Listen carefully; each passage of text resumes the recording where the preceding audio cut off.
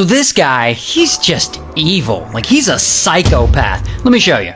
Now, the psycho's name is Benjamin. He's 22, he's a college student, he lives in England, and one day, this older writer comes to his university to give a guest lecture. His name's Peter. Peter's 67. Here's the thing about Peter.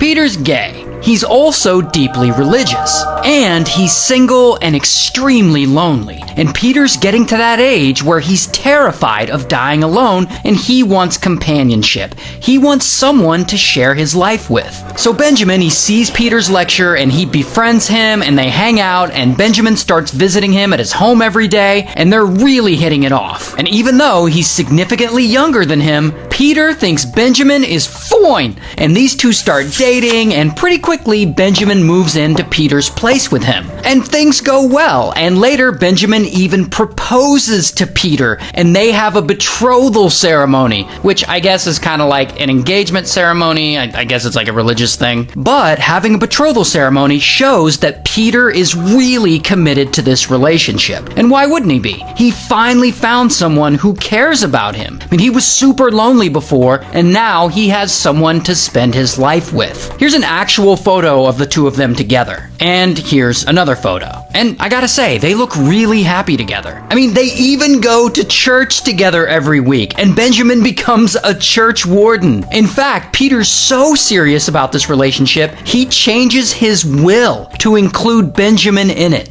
However, here's where the story gets dark. Remember how I said Benjamin is a psychopath? Well, he isn't really in love with Peter. Benjamin sees Peter as an easy target, a lonely, gullible old man who's in love with him. A man who would believe whatever Benjamin tells him because he's so desperate for companionship. And now that Benjamin's got Peter to put him in his will, he comes up with a plan to get rid of Peter for good. And first, he makes Peter think he's going crazy. He goes and he takes everyday items from around the house and he hides them. He also moves photographs around to different places and low-key deletes contacts from Peter's phone. So Peter starts to think his memory's f***ed up. And Peter's like, what's happening? Am I crazy? Then Benjamin gets online and he orders a bunch of hallucinogens and sedatives. And he gets prescription drugs from a bunch of different places and he secretly starts putting them in Peter's food. He drugs him every day. And poor Peter, he doesn't know any of this is going on. He just knows that he hasn't really been feeling like himself lately. And he starts reacting to the drugs. And he's getting confused and slurring his words all the time and hallucinating. So he's totally not himself.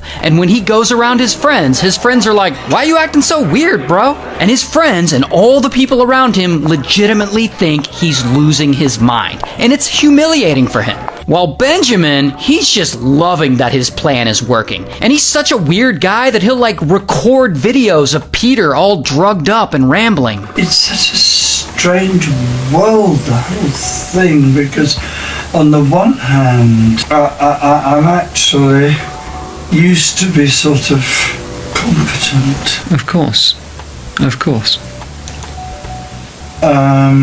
And all this goes on for months. Peter acting strange and people think he's slowly going insane, and no one suspects Benjamin is behind the whole thing. Until one morning, Peter's housekeeper comes over, like normal, and she enters the house, and bam, there, on the couch, she spots him. Peter sitting there, unalived, and there's a half-empty bottle of whiskey beside him. Benjamin had apparently drugged him until he could no longer function, and then he somehow filled him up with alcohol, and he potentially suffocated him with a pillow. The smothering him with a pillow part isn't actually 100% certain, that's just speculation. Regardless, the coroner examines Peter's body, and I guess they didn't do a really good job because his death is wrongly ruled an accident by alcohol intoxication. Like he died from drinking too much. And so Benjamin, he gets to collect his money from Peter's estate, and he gets paid, and he uses this new bag to buy a little apartment for himself, and he's happy. Like, his plan worked. But he isn't done yet. There are still more older people to swindle. And in fact, he's already chosen his next victim. This woman, Anne. And Anne only lives a few houses down from where Peter lived. And Anne is 81 and she's very religious, she's not married, no children, and most importantly, just like Peter, Anne is lonely. And she really wants some kind of romantic companionship. So Benjamin meets Anne and they become friends, and he's 24 at this point, so there's a big age gap between them. Regardless, he tells her everything she wants to hear, he rizzes her up, and they start dating, and he writes her love notes and poems and shit, and he's all charming, and eventually they start smashing.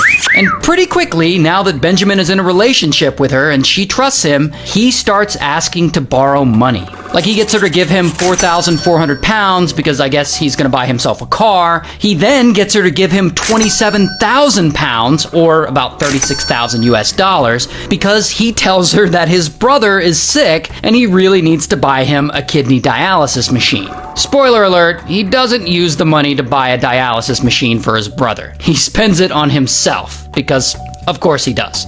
Now, because Anne is very religious, Benjamin starts taking advantage of that, and he secretly starts writing messages on her bathroom mirror for her to find. Like, here's an actual photo he took of the mirror after writing one of those messages. And he tells Anne, not that he wrote them, he tells her that these mirror messages must be messages from her God. And she believes him. And these messages he writes will say a lot of different things, but most importantly, some of them tell Anne to leave her house to Benjamin in her will. And I guess this works because eventually Anne changes her will to include him. And if that isn't crazy enough, one day, out of nowhere, bam, Anne has a seizure and she's rushed to the hospital. And while she's there at the hospital, Anne's niece comes to visit her. And while she's lying there in the hospital bed, probably all medicated on pain meds, she tells niece all about her new lover, this 24-year-old stud named Benjamin. And he is so fine. And also, she tells her how her God is somehow writing messages on her bathroom mirror. And of course, her niece is like, what the fuck?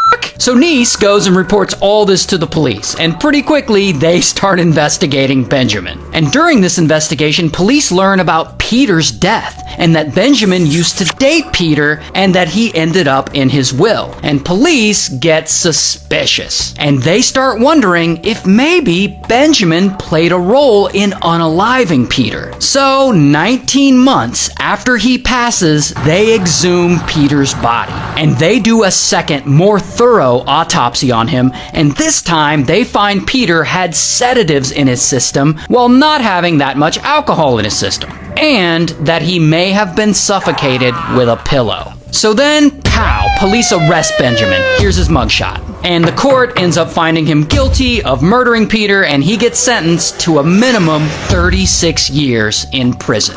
Good.